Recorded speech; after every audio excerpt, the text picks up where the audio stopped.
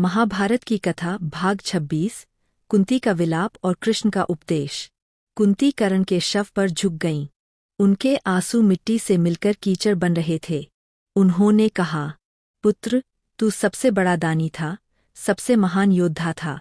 इतिहास तुझे शत्रु कहेगा, पर मेरे हृदय में तू सदा ज्येष्ठ पुत्र रहेगा। पांडवों की आंखें भी नम थीं।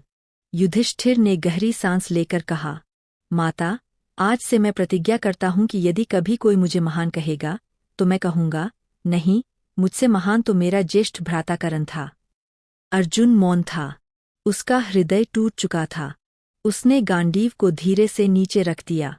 उसके मन में एक ही प्रश्न था, क्या धर्म की रक्षा के लिए अपने ही रक्त का वध आवश्यक था? उधर दुर्योधन व्याकुल होकर कर्ण के शव के पास आया। वह फूट फूट कर रो पड़ा। भाई, तूने मेरे लिए अपना सब कुछ दे दिया। तेरी मित्रता ही मेरा सहारा थी। अब तेरे बिना मैं अधूरा हूँ। कृष्ण आगे बढ़े और गंभीर स्वर में बोले, कर्ण महान था, इसमें संदेह नहीं। उसकी दानशीलता, उसकी निष्ठा, उसका पराक्रम अद्वितीय था। परंतु उसने धर्म के विपरीत पक्ष का साथ चुना।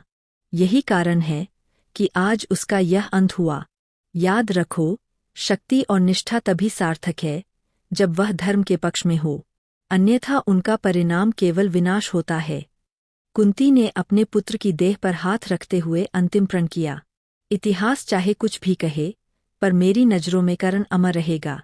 उसका नाम सूर्यपुत्र के रूप में अमिट होगा। पर यह रहस्य यहीं समाप्त होगा। आने वाली पीढ़ियां उसे शत्रु मानेंगी, पर एक माँ के लिए वह सदा पुत्र रहेगा। उस दिन कुरुक्षेत्र की हवा भी भारी हो गई। विजय पांडवों की थी, पर उनके हृदय पर बोझ इतना था कि आनंद का एक क्षण भी उन्हें नसीब न हुआ।